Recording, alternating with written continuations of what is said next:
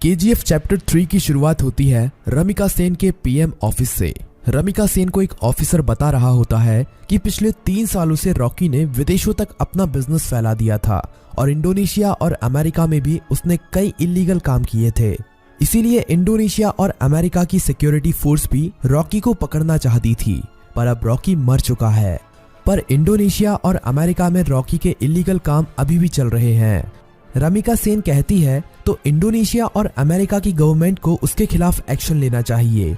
तभी वो ऑफिसर बताता है कि गवर्नमेंट ऐसा नहीं कर सकती, क्योंकि रॉकी ने 1979 से 1981 तक इन 3 सालों के अंदर ही अपने सोने के बिजनेस को काफी बड़ा कर लिया था। विदेशों में भी हजारों लाखों लोग उसके लिए काम करते हैं और खुद गवर्नमेंट के लोग भी उसके साथ मिले हुए हैं। इसीलिए गवर्नमेंट चाहकर भी उसके खिलाफ एक्शन नहीं ले सकती। फिल्म की कहानी अब फ्लैशबैक में जाती है और हमें रॉकी के जीवन के उन्हीं 3 सालों के बारे में पता चलता है, जिसमें उसने अपने साम्राज्य को विदेशों तक फैला दिया था।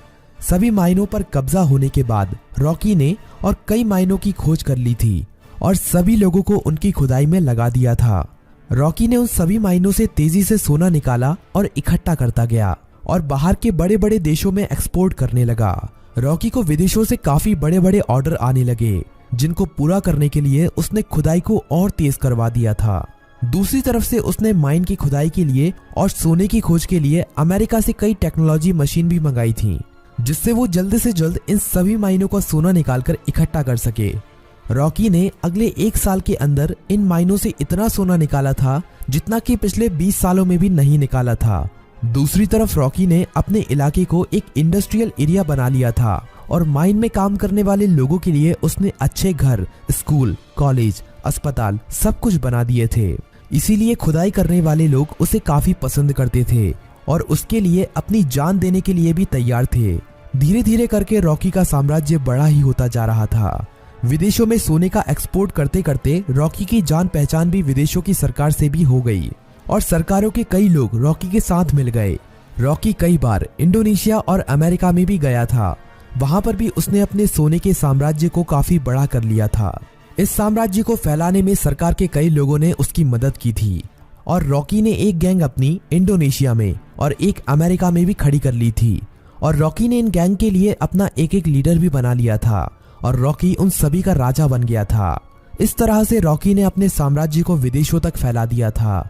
अब कहानी फ्लैशबैक से बाहर आती है और हमें दिखाया जाता है कि जब रमिका सेन ने भारत में रॉकी के साम्राज्य को खत्म कर दिया था और रॉकी अपना सारा सोना लेकर समुद्र के बीच में चला गया था, वहां पर रॉकी ने इंडियन नेवी को खुद मैसेज करके उसे मारने के लिए कहा था।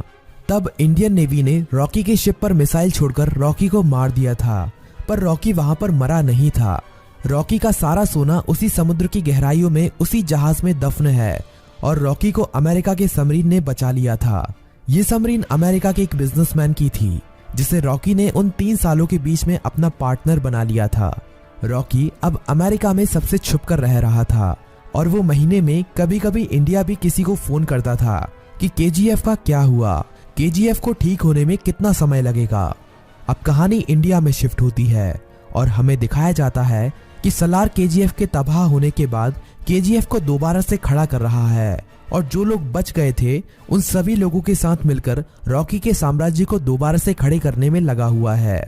सलार ये सभी रमिका सेन से छुपाकर कर रहा है, पर बहुत जल्द रमिका सेन को भी इसके बारे में पता चलने वाला है। धीरे धीरे करके सलार रॉकी के साम्राज्य को दोबारा से खड़ा कर देता है और दोबारा से माइनों में खुदाई शुरू हो जाती है।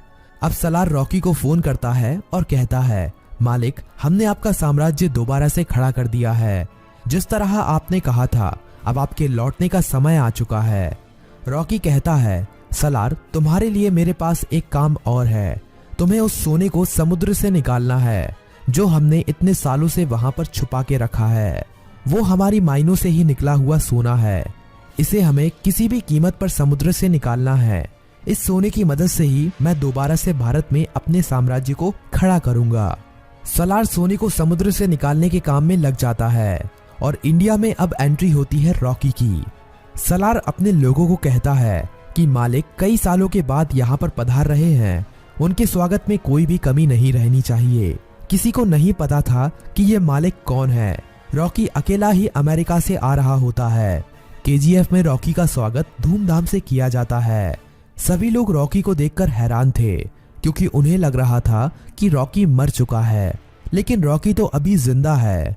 रॉकी अपनी माइनों का काम देखने के बाद सीधा मिलना चाहता था रमिका सेन से। सलार कहता है कि हम भी उसके साथ चलेंगे, पर रॉकी कहता है कि नहीं, मैं अकेला ही मिलने जाऊंगा। रॉकी अकेला ही अपनी रोल्स रॉयल कार में जा रहा होता है। तभी नाके पर पुलिस उसे पकड़ लेती है। पुलिस वाले जानते नहीं हैं कि वो रॉकी है। वो रॉकी के पास लाइसेंस ना होने की वजह से और ओवर स्पीडिंग होने की वजह से थाने ले जाती है। वहां पर रॉकी कुछ नहीं बोलता, बस अपने आदमियों को फोन कर देता है। थाने में बड़ा ऑफिसर आता है और रॉकी से चिल्लाकर बात करने लगता है। तभी पूरा पुलिस स्टेशन हिलने लगता है और कई हेलीकॉप्टर और बंदूक लेकर रॉकी के आदमी यहाँ पहुंच जाते हैं। उन आदमियों से एक आदमी रॉकी का लाइसेंस लेकर थाने के अंदर आता है और पुलिस को लाइसेंस दिखाता है। पुलिस वाला लाइसेंस पर रॉकी का नाम पढ़कर हैरान रह जाता है और रॉकी को वहां से जाने देता है। रॉकी अब सीधा रमिका सेन से मिलने के लिए जाता है। रॉकी के पहुंचने से पहले वो पुलिस वाला रमिका सेन तक ये खबर पहुंचा देता है कि रॉकी अभी भी जिंदा है।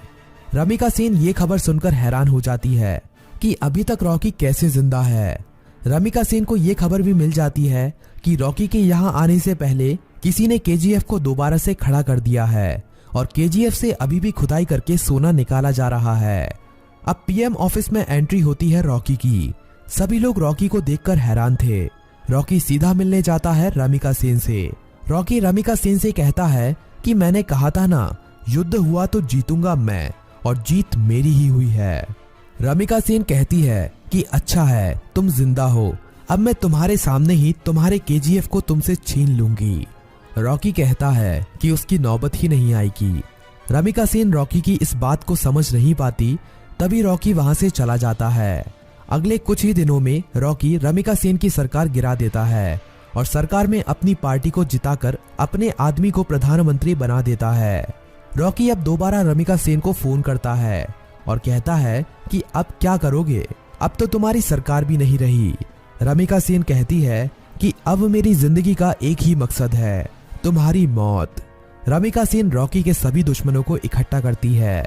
रमिका सेन इनायत खली से भी हाथ मिला लेती है और जितने भी रॉकी के देश विदेश में दुश्मन थे सभी को इकट्ठा करके रॉकी को मारने का प्लान बनाती है। रॉकी को मार पाना आसान नहीं था। रॉकी जितना अकेला खतरनाक था उससे ज्यादा खतरनाक उसके गैंग के लोग थे। रमिका सेन को इंडोनेशिया और अमेरिका की गवर्नमेंट से भी सपोर्ट मिलता है, लेकिन रॉकी जानता था कि रमिका सेन उसके केजीएफ को तबाह करने में अपना पूरा जी जान लगा देगी। रमिका सेन जानती थी कि रॉकी को उसके केजीएफ में घुसकर मार पाना अब काफी ज्यादा मुश्किल हो गया है, क्योंकि अब रॉकी ने अपने केजीएफ में मिसाइलों को रोकने के लिए अपने केजीएफ के चारों तरफ रडार सिस्टम और काउंटर मिसाइल रख दी हैं। अब अगर कोई भी उसके केजीएफ के अंदर घुसने की कोशिश करेगा तो वो मारा जाएगा। रमिका सेन जानती थी कि रॉकी को मारने के लिए उसको केजीएफ से बाहर निकालना पड़ेगा और अकेले रॉकी के मरते ही उसका सारा साम्राज्य खत्म हो जाएगा। इंडिया में अपनी गवर्नमेंट खड़ी करने के बाद इंडिया की गवर्नमेंट रॉकी के लिए एक काफी बड़ी पार्टी रखती है। इस पार्टी में विदेशों के बड़े बड़े बिजनेसमैन, बड़ी बड़ी गवर्नमेंट के लीडर आते हैं। रॉकी की सिक्योरिटी के लिए इस पार्टी में काफी ज्यादा सिक्योरिटी लगी हुई थी। रॉकी पार्टी में पहुंच जाता है। थोड़ा नाच गाना होने के बाद पार्टी में एंट्री होती है रमिका सेन की। रॉकी से थोड़ी बातचीत करने के बाद रमिका सेन कहती है कि अब समय आ गया है कि तुम्हारे साम्राज्य को यहीं पर खत्म कर दिया जाए। पर तभी रॉकी के चारों तरफ हजारों लोग उसके ऊपर बंदूक तानकर खड़े हो जाते हैं।